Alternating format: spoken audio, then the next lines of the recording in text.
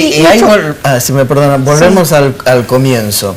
Los 5.660 pesos de haber mínimo que van a cobrar los jubilados. Pero por lo que nos está explicando, la canasta básica de los jubilados, ¿de cuánto es?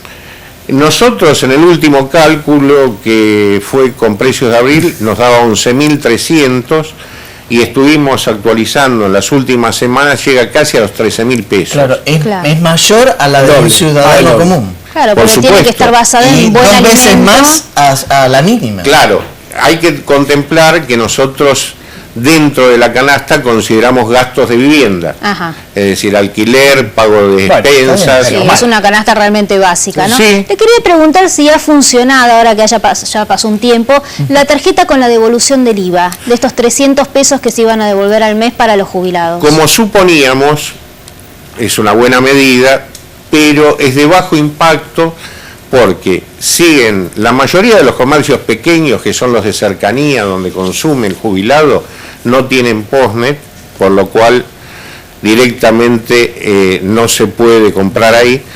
Y por otra parte, porque no es una pauta cultural incorporada por el adulto mayor. Entonces, tiene un efecto muy relativo. Es decir, es más, genera un impacto mayor en quienes menos necesidades tienen que aquellos que tienen que ir a comprar, como señalábamos anteriormente, de a poquito y en el lugar más barato, que lo venden en negro, etc. Porque es lo más efectivo darle los 300 pesos. Porque además, sin lugar a dudas, Eugenio, la devolución del porcentaje en términos de IVA supone un consumo previo. Y estamos diciendo que los jubilados tienen problemas para consumir. Efectivamente. Es decir, la única manera de empoderarlos es ponerle plata en el bolsillo. Bueno, hay la última medida, que es la de reparación histórica, es una medida más de macroeconomía que de seguridad social. Es decir, es inyectar un recurso para el consumo en un momento dado a través de un sector de la población. Esto se ha hecho mucho en el mundo, se ha hecho mucho en Europa. Ahora, ¿qué pasa? Nos seguimos olvidando de los que más necesitan, que son ese núcleo duro de la pobreza del jubilado, que son los 5 millones de la mínima. Que quedaron fuera del resarcimiento histórico, además, ¿no? Prácticamente no le llega a ese sector, porque o han ingresado por vía moratoria, son autónomos puros, y vale una aclaración. A partir de estas horas que estamos transcurriendo, hay alrededor de 260.000 jubilados de la mínima, es decir, que cobran, que tienen más de 80 años y perciben hasta 2 jubilaciones mínimas, que les correspondería el reajuste por ley de reparación entre 300 y 900 pesos, que se les va a pagar durante este mes directamente, sin hacer ninguna gestión previa. Es un segmento muy pequeño y lo que se les va a incorporar es muy poquito dinero a esas mínimas, pero valga la aclaración que ya va a estar en marcha durante estos días. Bueno. Y en estos aumentos de los que estábamos hablando, también por hijo, ¿no? Se ha decretado el aumento. Sí. De 966 a 1.100 pesos. A 1.103 pesos. Sí. Sí, que en realidad sigue siendo, es hasta los trabajadores por hijo, no me sale. Claro, es trabajadores que ganan hasta 15.000 pesos, es decir, y vemos que 200 pesos que se incorporan al subsidio no modifican tampoco la posibilidad de mejorar sustancialmente la condición, ¿no es cierto? Sí, porque me imagino que a toda esta situación que estamos hablando le tenés que sumar las tarifas, el tarifazo de gas y luz que los afecta pero de pleno. Así es. Porque muchos dicen, bueno, sí, o los funcionarios los hemos escuchado, dicen, bueno, la tarifa social, sí, pero el consorcio, si tenés que pagar por expensa, no entras ahí. No, y además, ¿cómo afecta, que tanto habló Eugenio, cómo afecta emocionalmente todas estas medidas al jubilado?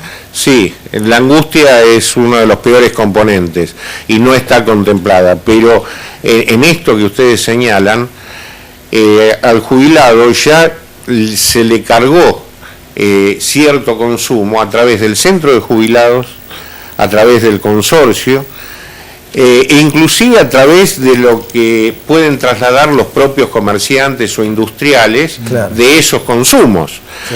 E inclusive en lo que hace a la vida del consorcio y las expensas comunes, que hoy se han convertido en un verdadero drama. Hay muchísimas ejecuciones de inmuebles por falta de pago de expensas de jubilados, gente que vive 30, 40 años en un departamento y a partir de un momento determinado no pueden pagar, porque no es solo el tema de los servicios, sino están también los lo que es el sueldo del encargado del edificio, es decir, una cantidad de situaciones que bien valen en términos del trabajador, pero que cuando se trasladan a las expensas hay muchos que no las pueden afrontar. ¿Hay algún...? Perdón. No, te iba a decir que, porque siguiendo con este tema, antes de cambiar, porque cuando uno le pasa el tamiz al número de la mínima, digamos, analiza dato por dato a qué puede acceder el jubilado, se le presenta una elección forzosa. O paga la tarifa, paga los remedios o come. Es así. Para las tres cosas no da, digamos que sería lo esencial, lo básico, ¿no?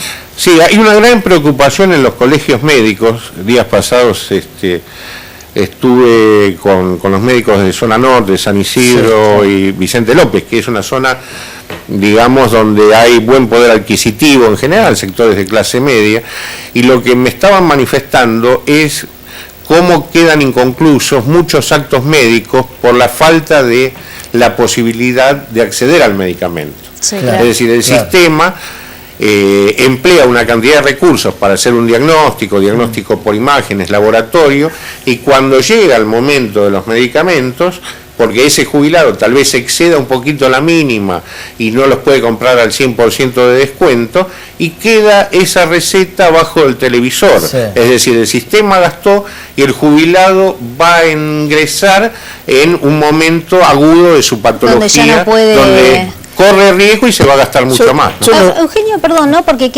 justamente tiene que ver con la economía de los jubilados. ¿Ya hay algún número de cuántos jubilados adhirieron a este resarcimiento histórico? ¿Tienen idea de...? Porque no se sabe, ¿no? Todavía. No, todavía no se ha dado a conocer el número oficial.